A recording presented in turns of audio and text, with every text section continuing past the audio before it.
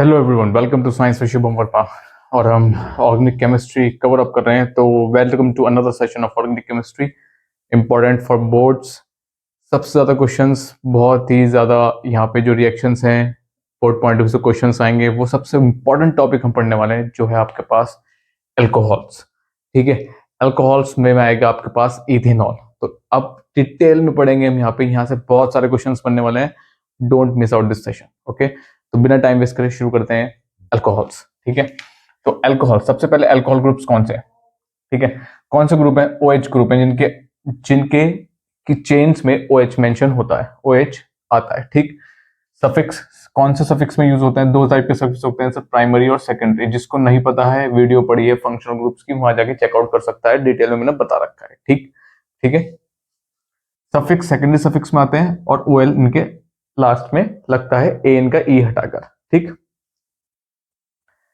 दूसरा hydroxy derivatives होते हैं एल्केन्स के। अब ये हाइड्रोक्सी डेरिवेटिव सर एल्केन के कैसे हो गए? हाइड्रोक्सी समझ में आ रहा है, OH है तो हाइड्रोक्सी है, चलो OH को बोल रहे हैं हाइड्रोक्सी, लेकिन डेरिवेटिव ऑफ एल्केन कैसे? तो वो कुछ नहीं करना होता। अगर मैं लिखता हूँ C2H6, तो यहां से एक हाइड्रोजन हटा के क्या लगता है? C2H5OH। तो एक हाइड्रोजन हट गया और OH आया, इसलिए इनको बोला जाता है क्या? Hydroxy derivatives of alkanes. कहां से ड्राइव हो रहे हैं? ये एल्केन से ड्राइव हो रहे हैं, एक H रिमूव करके और OH ऐड करके। कोई प्रॉब्लम? ठीक है, सब्स्टिट्यूशन रिएक्शंस। ठीक, दूसरा, अगर आपके पास मोनोहाइड्रिक एल्कोहल्स होते हैं, मोनोहाइड्रिक एल्कोहल्स का मतलब क्या है सर? एक OH ग्रुप प्रेजेंट होगा, सिर्फ एक ही OH ग्रुप प्रेजेंट होगा। ठीक है, डाइहाइड्रिक का मतलब कितने OH ग्रुप प्रेजेंट होंगे सर? दो प्रेजेंट होंगे, जैसे कि सी सी, एक OH इसके पास है और एक OH इसके पास है। ठीक है, मोनो का मतलब क्या होगा? जैसे ये है सी सी और एक ही OH है बस खाली। कोई प्रॉब्लम? ठीक, फिर बात करते हैं जनरल फॉर्मूला पे। जनरल फॉर्मूला क्या होता है? ROH। अभी सर ये R क्या चीज है यहाँ पे? देखो, R जो है ना यहाँ पे, इसको बोलते हैं एल्काइल ग्रुप। एल्काइल का मतलब एक हाइड्रोजन कम, जैसे कि हमने यहाँ पे लिया था, क्या लिया था? C2H5OH लिया था।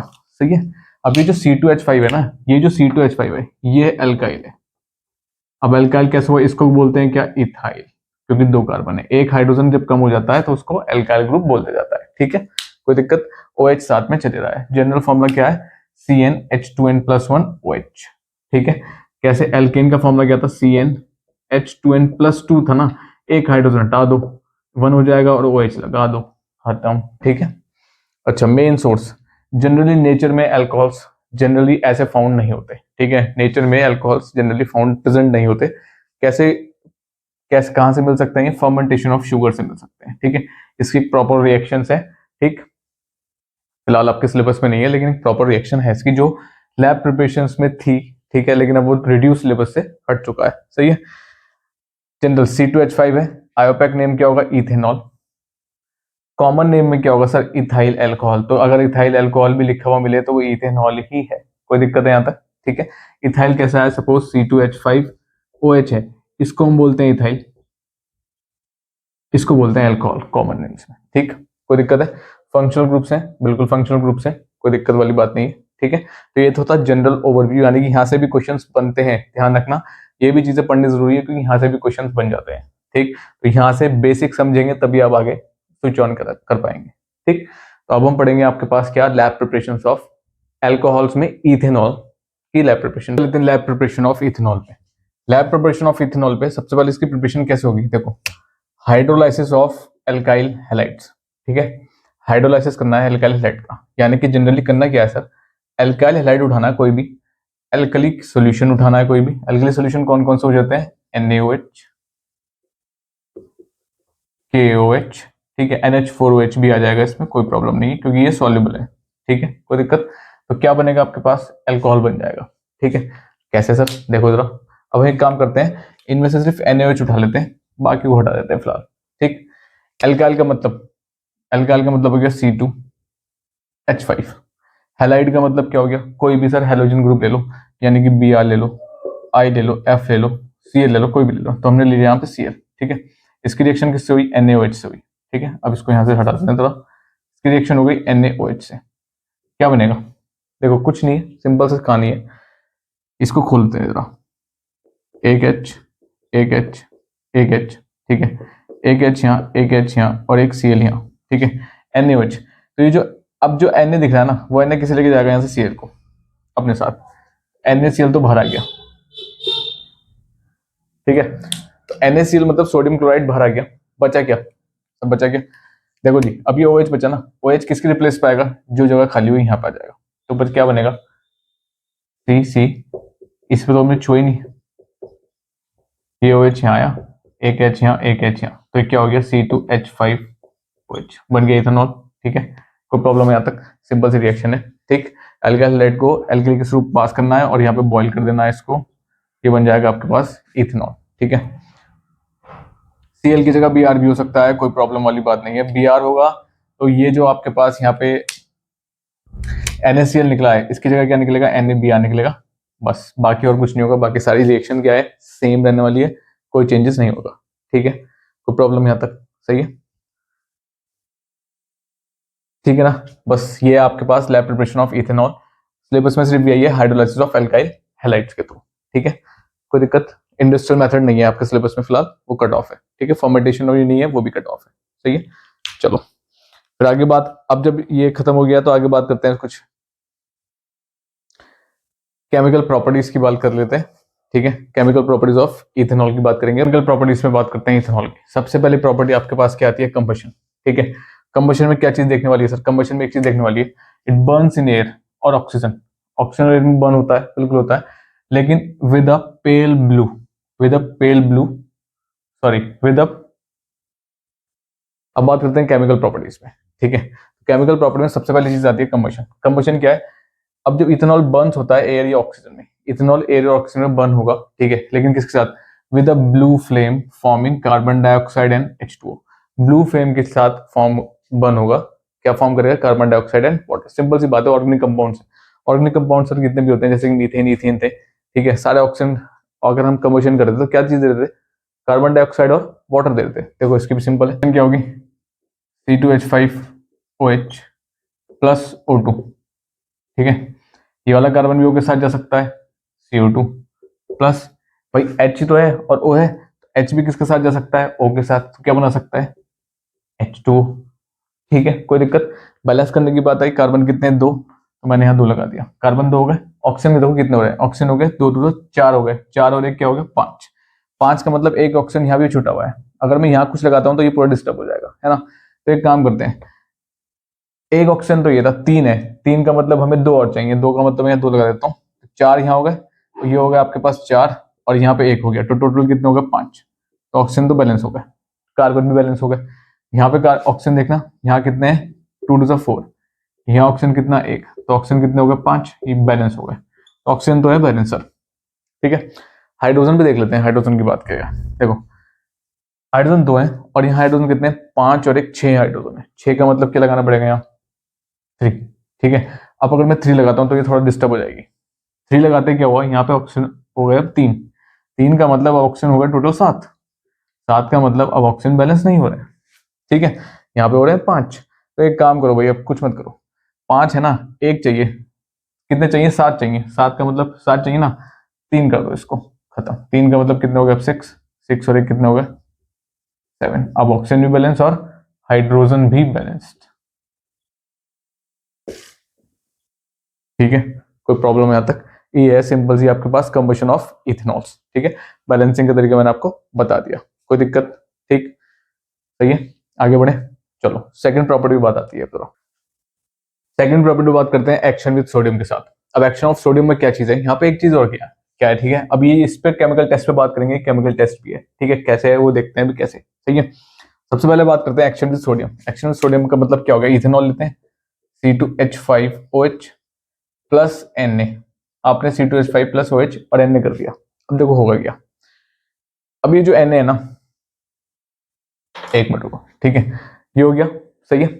अब देखो जरा, अगर मैं बात करता हूं यहाँ पे, तो ये कुछ इस तरीके से बनेगा, C, एक H, एक H, एक H यहाँ पे हो गया, ठीक है, एक H यहाँ, एक H यहाँ, और ये हो गया O। अब O के साथ यहाँ पे H अटैच्ड है, ठीक है, बात समझ में आ रही है। तो यहाँ O के साथ H अटैच्ड है, ठीक है। अब ये Na का काम करेगा ना, Na इसको रिप्लेस करेगा, इसको हटाएगा Na, ठीक है। लेकिन भाई जब इसको हटा देगा तो अकेला एच बचेगा, और भाई सिंगल एच तो सर एग्जिस्ट नहीं करते, स्टेबल नहीं है, ठीक है। तो सिंगल एच नहीं लेंगे हम, क्या करेंगे, हमें एक मॉलिक्यूल ज्यादा लेना पड़ेगा। हमें कितने मॉलिक्यूल लेने पड़ेंगे, 2 मॉलिक्यूल, ठीक है। अब 2 मॉलिक्यूल का मतलब क्या हो गया, 2 मॉलिक्यूल ले रहे हैं तो 2 ही एन लेने पड़ेंगे। कैसे, 2 मॉलिक्यूल का मतलब एक और ऐसे स्ट्रक्चर खुल जाएगा, एच एच, एक एच, एक एच, एक एच और ओ और एच। देखो 2 एन हो गए, ठीक है। अब मैं इसको थोड़ा सा इस तरीके से करता हूँ, एक एन ये और एक एन ये, इस एन ने इसको रिप्लेस किया, इस एन ने इसको रिप्लेस किया, ठीक, ठीक है। तो अब 2 स्ट्रक्चर बने हमारे पास, CH3।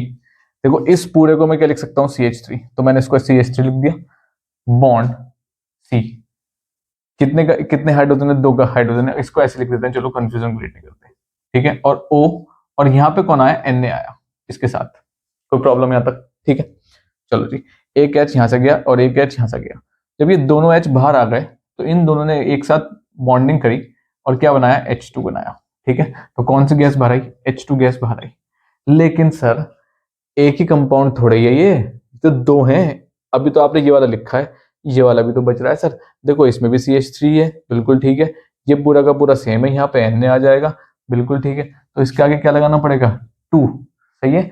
और इसे लिखेंगे कैसे, सिंपल सी बात है सर, कार्बन कितने हैं, 2 कार्बन है, C2। हाइड्रोजन कितने हैं, 3 यहाँ पे, 4 5, और 2 मॉलिक्यूल है। और आगे क्या लगाना पड़ेगा, ONA प्लस H2। कोई दिक्कत, ये होगी आपके पास रिएक्शन, सही है, ठीक है। कोई प्रॉब्लम यहां तक, ठीक। तो यानी कहने का मतलब है रिएक्शन, इसके बाद एरो के बाद आप सीधा ये भी लिख सकते हैं, और ऐसे करके दिखानी है तो ऐसे भी कर सकते हैं, कोई प्रॉब्लम वाली बात नहीं है। नाम क्या होगा इसका, देखो C2H5 है, C2H5 को लिखेंगे इथ, सॉरी मेटल का नाम पहले आता है, मेटल पहले आएंगे। तो क्या है मेटल यहाँ पे, सोडियम, सोडियम। C2H5 का मतलब हो गया इथ, एक 2 कार्बन है, इथ। O का मतलब क्या होगा, इथॉक्साइड, सोडियम इथॉक्साइड, ठीक है। कोई दिक्कत, सही है, ठीक। अच्छा एक और चीज, अभी जो केमिकल टेस्ट, अभी अल्कोहल के लिए केमिकल टेस्ट होता है, एक केमिकल टेस्ट की तरह काम करता है ये अल्कोहल्स के लिए। क्यों, देखो यहाँ पे एक चीज निकल रही है, क्या, हाइड्रोजन गैस निकल रही है। और ये जो हाइड्रोजन गैस जहाँ लिबरेट होती है ना, वही यहाँ पे बताता है कि आपने क्या किसके साथ लिया हुआ है, अल्कोहल्स को ट्रीट किया हुआ है सोडियम के साथ। कोई दिक्कत, ठीक है। एक आपने वर्ड्स रिएक्शन पढ़ी थी एल्केन्स में, वहां पे हाइड्रोजन नहीं निकल रहा था, ठीक है। वहां पे लोअर कार्बन से, लोअर मेंबर से एक हायर मेंबर बन रहा था, वो भी इवन बन रहा था। लेकिन यहाँ पे ऐसा सीन नहीं है, यहाँ पे कौन सी गैस निकल रही है, हाइड्रोजन गैस, और यही सर्व करती है as a test for alcohols, ठीक है। तो जब कभी भी इथेनॉल रिएक्ट करेगा सोडियम के साथ तो वो फॉर्म करेगा C2H5O Na plus H2। 2 molecule मैंने क्यों लिए हैं वो आप समझ गए होंगे।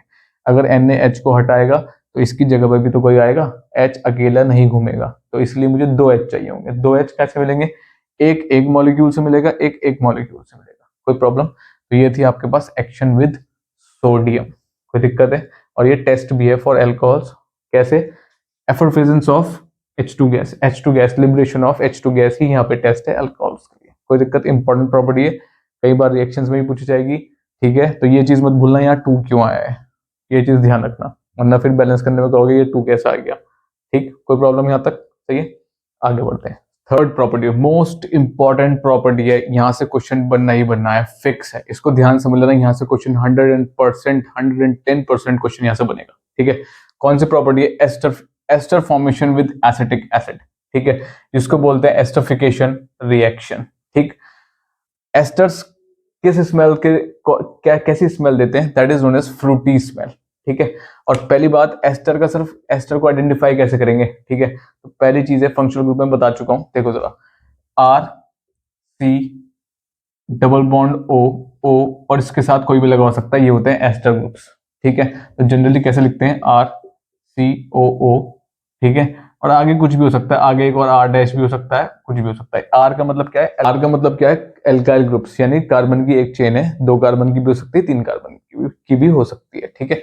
ये मोस्ट इंपॉर्टेंट है, इसको आप नहीं छोड़ेंगे, ये 110% पेपर में मिलेगी आपको, कैसे भी मिलेगी, मिलेगी जरूर, ठीक है।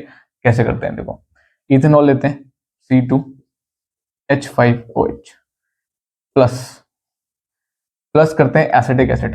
एसिटिक एसिड का फॉर्मूला क्या होता है सर, CH3COOH, ठीक है, जिसको आप बोलते हो इथेनोइक एसिड। इसी को एसिटिक एसिड बोलते हैं कॉमन नेम्स में। देखो कॉमन नेम से आ रही रिएक्शंस, ध्यान रखना।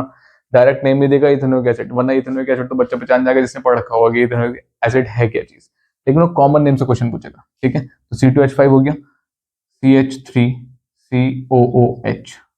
अब इसको हम पास करते हैं कंसंट्रेटेड H2SO4 के थ्रू। ठीक है, अब जो कंसंट्रेटेड H2SO4 है ना, देखो सिंपल सी बात है, एक चीज पता चल जाएगी। कंसंट्रेटेड H2SO4 क्या है ना, डिहाइड्रेटिंग एजेंट है। डिहाइड्रेटिंग एजेंट है, मतलब कि सर क्या करेगा, ये H2O को रिमूव कर देगा यहां से। ठीक है, तो क्या कर देगा, माइनस कर देगा H2O। इन दोनों में से H2O माइनस कर देगा। कैसे होगा सर माइनस, देखो भाई कैसे होगा, आ जाओ देखो। सबसे पहली चीज को खोल लेते हैं। ठीक है, तो ये हो गया CC, एक H यहाँ, एक H यहाँ, ठीक है, और ये OH हो गया। सही है, चलो मैं क्या काम करता हूँ ना, इसको थोड़ा सा उल्टा करके लिखता हूँ। ये वाला C इधर ले जाता हूँ। इसका रीजन है, देखो अभी मैं ये लिखूंगा ताकि तुम समझ में आ जाएगा। ये वाला C इधर ले आता हूँ। ठीक है, इस C से ये तो आपके पास डबल बॉन्ड है और ये OH यहां लगा हुआ है, कोई प्रॉब्लम यहां तक। ठीक है, अब एक करना क्या है सर, कुछ नहीं करना। देखो एक काम करो भाई, H2O चाहिए ना, तो दो OH यहां से निकाल दो और एक H यहां से निकाल दो। ठीक है, क्योंकि H2O वाटर क्या बनाता है, H और OH ही तो है। OH यहां से लिया और H मैंने इसका लिया। ठीक, अब बचा क्या, अब ध्यान से सुनना मेरी बात, अब बचेगा क्या। देखो जब ये चीज चली गई यहां से, तो इसके पास क्या बचा, इसके पास बचा सर, इसके पास रह गया CH3। ये तो CH3 आ गया पूरा, COO रह गया, जिसमें कि O का बॉन्ड खाली है। इस वाले बॉन्ड से ये कुछ ऐसे है, यहाँ O लगा हुआ है, इसके साथ बॉन्ड है, ये रिमूव कर दिया आपने, तो यानी कि ये वाला बॉन्ड खाली हो गया इसका। ठीक, इस बेचारे के पास क्या हुआ सर, इस बेचारे के पास क्या हुआ, तीन तो है, ये CH3 है और ये CH2 है और एक बॉन्ड इसका खाली है। इसको ऐसे लिख लेते हैं, और एक बॉन्ड इस कार्बन का खाली है। ठीक है, तो अब क्या होगा ना, और इस पूरे को हम क्या लिख सकते हैं, C2H5 लिख सकते हैं, लेकिन एक बॉन्ड अभी भी मिसिंग है। ये पूरा उठ के कहाँ जाएगा, यहाँ पे आ जाएगा इसके बॉन्ड की तरफ। ठीक, तो क्या बनेगा, CH3COO, बॉन्ड खाली था होगा, बस सर बिल्कुल खाली था होगा बॉन्ड। एक बॉन्ड इधर से इस कार्बन का खाली था। ठीक है, इन्होंने क्या काम किया, वहां जाके ऑक्सीजन के साथ अटैच हो गए, ये बनेगा यहाँ पे। ठीक है, CH3COO, C2H5, सही, और plus hydrogen H2O gas, sorry H2O water बाहर आ गया। कोई प्रॉब्लम, नाम कैसे लिखेंगे सर इसका, देखो नाम लिखने का तरीका क्या है,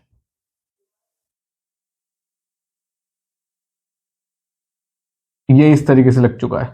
ठीक है, कोई प्रॉब्लम, इस तरीके से लगाई, यानी कि इसके यहाँ पर, इसके यहाँ पर ये आ गया उठकर पूरा, जिसके पास एक हाइड्रोजन गया था C2H5, ये यहाँ जाएगा। कोई प्रॉब्लम यहाँ तक।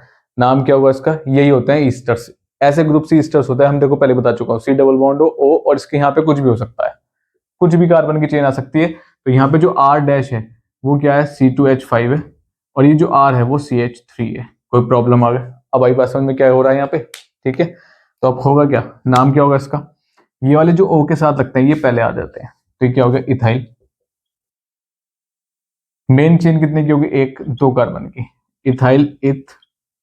कार्बन कार्बन के बीच में कौन सा बॉन्ड है, सिंगल बॉन्ड, सर ये रहा सिंगल बॉन्ड है। ठीक है, सिंगल बॉन्ड के लिए आता है AN, E हटा दो, C डबल बॉन्ड O के लिए आता है O8 group, ethyl ethanoate, ethyl ethanoate. कोई प्रॉब्लम यहाँ तक।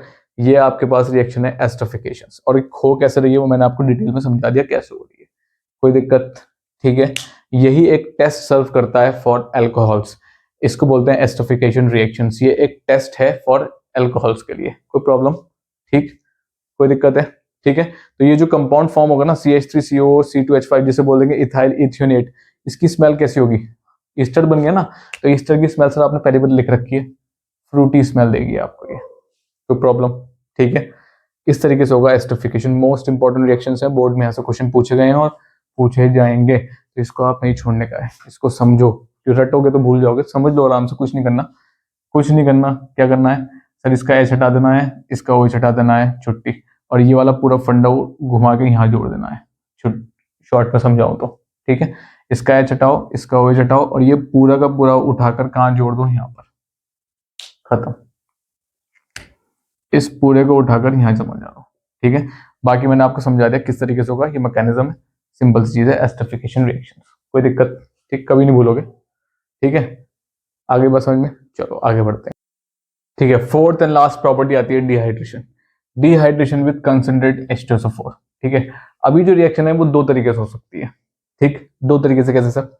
एक में जैसे हमने यहाँ पे प्रोडक्ट्स लिए हैं, एक हो गया आपके पास, पहले ये समझो कैसे, दो तरीके से, एक इथेनॉल है प्लस कंसंट्रेटेड H2SO4 है, एक रिएक्शन में ये एक्सिस में है, ठीक है, और 170 डिग्री, अराउंड 170 डिग्री सेल्सियस के अराउंड पास हो रही है। इस कंडीशन में तो बनता है ईथीन, ठीक है। एक रिएक्शन और होती है इसकी, जिसमें इथेनॉल इथेनॉल एक्सिस में है, ठीक है। कंसंट्रेटेड H2SO4 एक्सिस में नहीं है, इथेनॉल एक्सिस में है, और ये 140 डिग्री सेल्सियस के अराउंड पास होता है। यहां पे आपको देखने को मिलता है क्या? ईथर। ईथर कौन से ग्रुप होते हैं? ओ बीच में होता है, इधर भी एक एल्काइल चेन और इधर भी एक एल्काइल चेन, ये होते हैं ईथर। सो दो फॉर्म में कंडीशंस होती हैं, ठीक है। अगर आपके पास कंसंट्रेटेड H2SO4 एक्सिस में है तो ईथीन बनेगा, यानी कि डबल बॉन्ड। अगर आपके पास इथेनॉल एक्सिस में है, दोनों में डिफरेंस है, यहाँ ये एक्सिस में है, यहाँ ये एक्सिस में है, तो बनता है ईथर। कोई प्रॉब्लम यहाँ तक? अब रिएक्शंस देख लेते हैं, ठीक है। तो इथीन को सबसे पहले पास करते हैं कंसंट्रेटेड H2SO4 के पास अराउंड 170 डिग्री सेल्सियस पे, ठीक है। इथेनॉल को पास कर दो कंसंट्रेटेड H2SO4 पे अराउंड 170 डिग्री सेल्सियस पे। और मैंने इससे पहले बताया कि सर जो कंसंट्रेटेड H2SO4 है ना, वो कैसे काम करता है? एज अ ड्राइंग एजेंट काम करता है, ठीक है, डिहाइड्रेटिंग एजेंट। तो ये क्या रिमूव करेगा? ये माइनस करेगा H2O, इसके अंदर से माइनस करेगा H2O, ठीक है। कंपाउंड बनाते हैं फटाफट से इसका, देखो CCOH यहाँ आ गया, एक H यहाँ, एक H यहाँ, एक H यहाँ, एक H यहाँ और एक H यहाँ, कोई दिक्कत? ठीक है। हमें पता है वाटर निकलना है। अब वाटर कैसे निकलेगा सर? वाटर दो पार्ट में टूटा होता है, H और OH में, H प्लस और OH माइनस में, अगर मैं बात चाहूँ बैलेंसीज पे भी, ठीक है।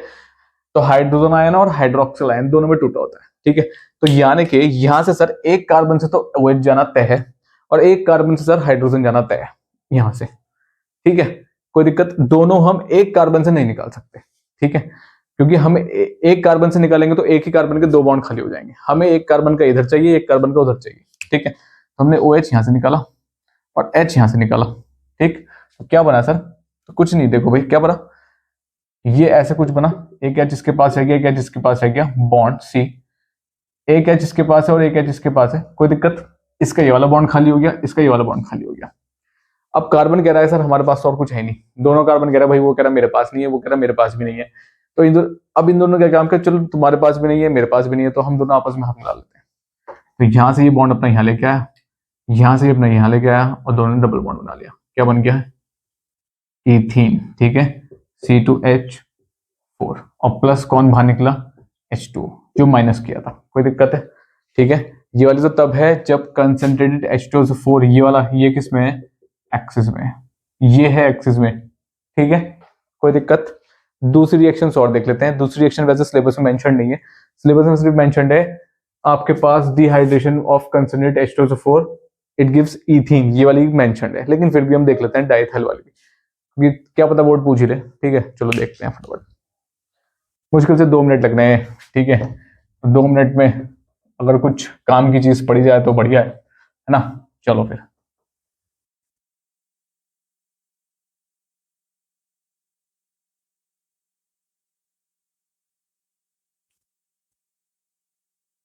सही है।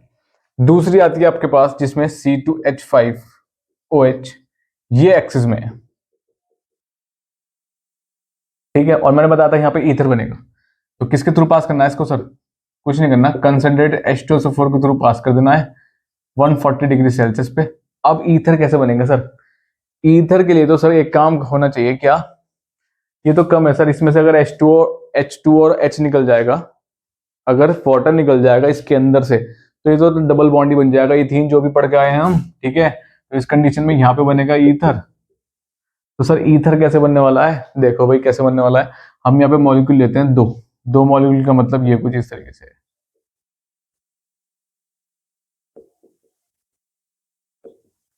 एक मॉलिक्यूल ये हो गया, एक और मॉलिक्यूल ले लेते हैं भाई, है ना। तो हम एक मॉलिक्यूल और ले लेते हैं, चलो इसको भी ऐसे बना लेते हैं फटाफट से। लो सर एक और मॉलिक्यूल ले लिया। अब सर कंसंट्रेटेड H2SO4 का काम क्या है सर, वाटर को माइनस कर देना है, इसमें से वाटर रिमूव कर देना है। तो वाटर रिमूव करने का देखो तरीका कैसे है। एक काम करो सर, ये H यहां से गया, ऊपर वाले मॉलिक्यूल का OH यहां से गया, वाटर हो गया रिमूव, वाटर हो गया रिमूव, ठीक।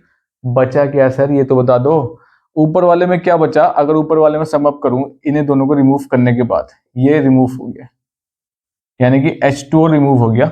ऊपर बचा आपके पास कार्बन कितने, दो, हाइड्रोजन 1 2 3 4 5, और एक और रह गया ये वाला वो रह गया, ये वाला, इसका एक बॉन्ड खाली है, ध्यान से समझना, इसका एक बॉन्ड खाली है, ठीक। नीचे आ जाओ, नीचे कितना बचा, 1 2 3 4 5, तो नीचे बच गया सर C2H5, इसमें एक कार्बन का बॉन्ड खाली है, यहां से गया है ना ये, तो ये वाला बॉन्ड एम्प्टी हो गया, इसमें एक कार्बन का बॉन्ड खाली है। इसने कहा ना तो मेरे पास है कोई, ऑक्सीजन ने कहा ना तो मेरे पास है कोई, तो इसने कहा एक काम करो हम ही ये वाली बॉन्डिंग कर लेते हैं ना, यहाँ आगे खत्म कहानी, कोई प्रॉब्लम। तो लिखे हैं कैसे, C2H5O C2H5 प्लस H2O, कोई प्रॉब्लम यहाँ तक। यही तो ईथर होते हैं, अभी हमने बताया था ना बीच में वो आता है, क्या बताया था, ROR'। अब ये दोनों देखो यहाँ पे सेम सेम आ गए, सेम हो भी सकते हैं नहीं भी हो सकते हैं, ये सपोज यहाँ पे CH3 भी हो सकता है, C3H7 भी हो सकता है, प्रोपाइल भी हो सकता है, मिथाइल भी हो सकता है, लेकिन यहाँ पे हमने दोनों सेम मॉलिक्यूल होते C2H5, तो यहाँ पे क्या बन गया, C2H5 ही आ गया, कोई प्रॉब्लम यहाँ तक, कोई दिक्कत। नाम क्या होता है इसका, नाम देखो भाई सर, ऑक्सीजन के एक इधर है और एक इधर है, यानी कि ऑक्सीजन के दो कार्बन इधर है और ऑक्सीजन के दो कार्बन इधर है, यही तो है, ठीक है। देखो चेन सिर्फ एक ही साइड ली जा सकती है, या तो उधर लो या फिर इधर लो, दोनों, ठीक है। तो हम एक तरफ चेन लेते हैं 1 और 2, ये हो गई मेन चेन। अब ये पूरा एक साथ जाएगा भाई, ठीक है, अभी जाएगा पूरा एक साथ, ठीक है। तो क्या होगा इसका, इसको बोलते हैं दो कार्बन है, दो, इसको बोलते हैं इथ, ओ का मतलब ऑक्सी, इथ ऑक्सी। मेन चेन कितने की, दो कार्बन के लिए, इसके लिए क्या आएगा, इथॉक्सी इथेन, ये होते हैं ईथर ग्रुप्स। क्या आता है, इथॉक्सी इथेन। कॉमन नेम में जाऊं तो कॉमन नेम ओ के इधर, इधर भी इथाइल है, ओ के उधर भी इथाइल है ना। तो कॉमन नेम के हिसाब से अगर मैं बात करता हूं तो ये बनेगा डाई इथाइल ईथर, ग्रुप कौन सा है, ईथर, ये आता है कॉमन नेम में, ठीक है। और ये आता है आपके पास आयोपैक नेम में, कोई प्रॉब्लम यहां तक, ठीक है। तो ये थी प्रॉपर्टीज ऑफ इथेनॉल, ठीक है। मोस्ट इंपॉर्टेंट है सारी, कंबशन हो सोडियम के साथ हो, एस्टोफिकेशन तो मोस्ट इंपॉर्टेंट है, और ये डिहाइड्रेशन ऑफ H2SO4 के साथ, कोई दिक्कत, ठीक है। इन्हें वो ये थी आपके पास केमिकल प्रॉपर्टीज ऑफ इथेनॉल। अब हम पढ़ेंगे फिजिकल प्रॉपर्टीज, यूजेस, ठीक है। और एक और चीज है इसके अंदर जहां से क्वेश्चन बन जाता है, डीनेचर्ड और स्प्यूरस अल्कोहल, ठीक है। इस टॉपिक को भी पढ़ेंगे, यहां से भी क्वेश्चन बनेगा, ठीक। सिलेबस में मेंशन्ड है डीनेचर्ड और स्प्यूरस अल्कोहल्स क्या होते हैं, इनको भी हम देखेंगे, ठीक है। अब नेक्स्ट टॉपिक की बात करते हैं, स्प्यूरस अल्कोहल और डीनेचर्ड अल्कोहल्स क्या है, क्या होते क्या है सर, ये देखो। स्प्यूरस अल्कोहल्स को बोलते हैं इलिस्ट, ठीक है। अब बात करते हैं स्प्यूरस अल्कोहल या फिर इलिसिट अल्कोहल्स या फिर डीनेचर्ड अल्कोहल, सर होते क्या है ये, क्या चीज है, क्या है, देखो भाई देखो क्या होते हैं स्प्यूरस अल्कोहल्स को, ये क्या होते हैं, अनडिस्टिल्ड अल्कोहल्स होते हैं। अनडिस्टिल्ड मतलब जो प्यूरिफाइड नहीं होते हैं, ठीक है। कंटेन्स, अनडिस्टिल्ड अल्कोहल्स कंटेन्स, अब इन्हें क्यों कहा जाता है ये, because it contains large amount of ethanol, methanol sorry, large amount of methanol का मतलब क्या हो गया, CH3OH in mixture, CH3 methanol large amount of में, लार्ज अमाउंट में कंटेंट करता है ये, ठीक है। वो भी अनडिस्टिल्ड फॉर्म में, अगर डिस्टिल्ड कर देंगे तो वो सही है, तो कोई दिक्कत नहीं है, लेकिन अनडिस्टिल्ड फॉर्म में इसकी वजह से इनको बोला जाता है स्पिरियस, अनडिस्टिल्ड फॉर्म में इसकी वजह से बोला जाता है इसको स्पिरियस अल्कोहल्स। ठीक है, अब क्या है, फैटल फॉर ह्यूमन कंजप्शन, बहुत खतरनाक है, अगर ह्यूमन कंजप्शन में आ जाता है तो दे कैन कॉज डेथ। ठीक है, तो सिंपल इंसान मर सकता है। सही है, यूजेस क्या है इसके, it is used as a solvent for paints, paints में आती है ना अजीब सी स्मेल सी आती है, वो यही होते हैं। ठीक है, अनडिस्टिल्ड अल्कोहल्स में यूज होता है। वर्निशेस, साफ, जो आपके पास आप कारपेंटर के पास जाते हैं तो यहाँ पे प्लाई के ऊपर थोड़ा साफ सफाई होती है तो वहां पे अजीब सी आती है ना, थोड़ी सी जैसे पेंट्स में आती है, तो वो यहाँ पे यूज होते हैं कौन से, स्पिरियस अल्कोहल्स। तो स्पिरियस अल्कोहल्स होते क्या है, undistilled alcohols containing large amount of methanol in mixture are termed as spurious alcohols. कोई प्रॉब्लम? ठीक। दूसरा, डीनेचर्ड अल्कोहल्स। अभी डीनेचर्ड क्या है, डेफिनेशन सही है, इथाइल अल्कोहल कंटेनिंग क्या, पायरिडाइन, पायरिडाइन और copper sulphate, they are termed as denatured alcohols. ठीक है, तो इथाइल अल्कोहल या तो इथाइल अल्कोहल के अंदर पायराडाइन हो या फिर कॉपर सल्फेट प्रेजेंट हो, उनको बोला जाता है क्या, डीनेचर्ड अल्कोहल्स। ठीक है, they are used for industrial purpose only, industries में ही सिर्फ यूज किया जा सकता है, बाहर इसको यूज नहीं कर सकते हैं। ठीक है, so hence they are made undrinkable, इनको अनड्रिंकेबल बना दिया गया है। ठीक है, तो इस पर बैन लग दिया है, बैन लगा दिया गया है कि इसको बाहर यूज नहीं करेंगे, सिर्फ और सिर्फ इंडस्ट्रियल पर्पस के लिए यूज करेंगे, और पीना तो बिल्कुल नहीं है भाई इसको। ठीक है, कोई दिक्कत ना, तो इसको पीना है ना इसको पीना है। समझ में आ गई बात, कोई दिक्कत यहाँ तक। ये डेफिनेशन हो गई इनकी। ठीक है, ये आपके पास एक हो गया और ये यूजेस हो गए, कोई दिक्कत। ठीक है, चलो आगे बढ़े, बात कर लेते हैं फिजिकल प्रॉपर्टीज ऑफ इथेनॉल की। ठीक है, सबसे इथेनॉल या फिर मीथेनॉल अल्कोहल्स की बात कर लेते हैं फिजिकल प्रॉपर्टीज। सबसे पहले आती है आपके पास क्या, सबसे पहली प्रॉपर्टी आपके पास है इनफ्लेमेबल वॉलेटाइल लिक्विड्स है। इनफ्लेमेबल वॉलेटाइल लिक्विड्स मतलब चलते नहीं है लेकिन हवा में उड़ते हैं। पेंट्स को देखा होगा ना, खोल दे स्मेल सी आती है अलग से, जो थोड़ी सी आपको अच्छी भी लगेगी, कई लोग सूंघते भी है ना, तो ये उड़ते हैं हवा में, तो क्या होता है, वॉलेटाइल लिक्विड्स है, इनफ्लेमेबल है, मतलब कि जलेंगे नहीं। ठीक, चलो जी। दूसरी चीज क्या है, टॉक्सिक इन नेचर है, टॉक्सिक मतलब खतरनाक है भाई नेचर में। ठीक है, स्मॉल डोसेज ऑफ मीथेनॉल यानी कि CH3OH कैन कॉज ब्लाइंडनेस और डेथ, अंधा कर सकती है, अगर अगर आप मीथेनॉल लेंगे तो अंधा भी हो सकते हैं और डेथ भी हो सकती है आपकी। ठीक है, अच्छा, सेकंड प्रॉपर्टी क्या है, कलरलेस लिक्विड है। अगर कलर की बात की जाए तो कलर क्या है, कलरलेस लिक्विड है विद प्लेजेंट ऑर्डर।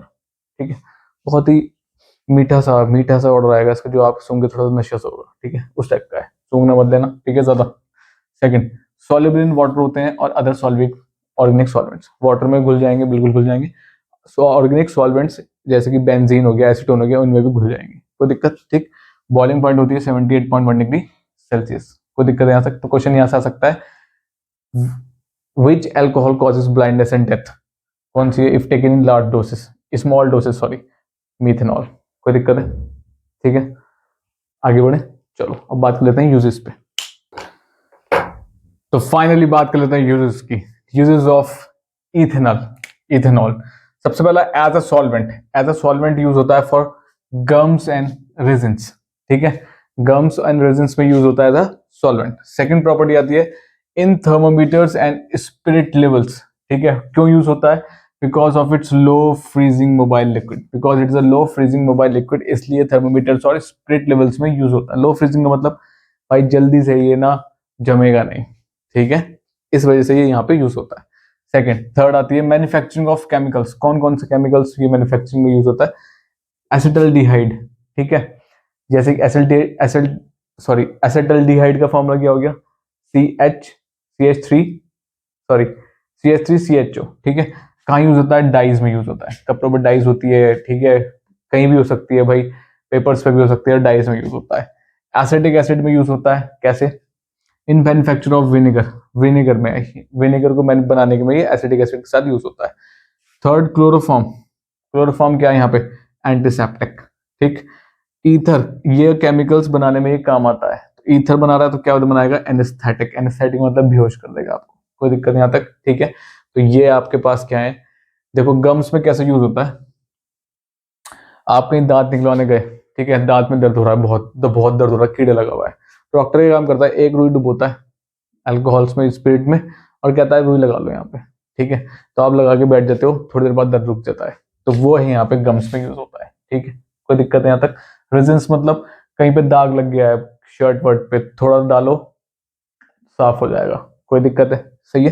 तो ये थे आपके पास general uses of ethanol. Ethanol spirit ही तो है जो आप नेल पॉलिश छुटाने के लिए भी यूज करते हैं, वो इथेनॉल ही तो है, ठीक है, जैसे गर्ल्स यूज करती है ना नेल पॉलिश छुटाने के लिए, वो स्पिरिट वो इथेनॉल ही है, कोई प्रॉब्लम यहाँ तक तो एकदम होता है, ठीक है। तो ये था आपके पास यूजेस, ये था पूरा आपके पास इथेनॉल। और मोस्ट इंपॉर्टेंट है ये, यहाँ से क्वेश्चन जरूर 110% बनेगा, इथेनॉल और कार्बोक्सिलिक एसिड से, कोई दिक्कत, ठीक है।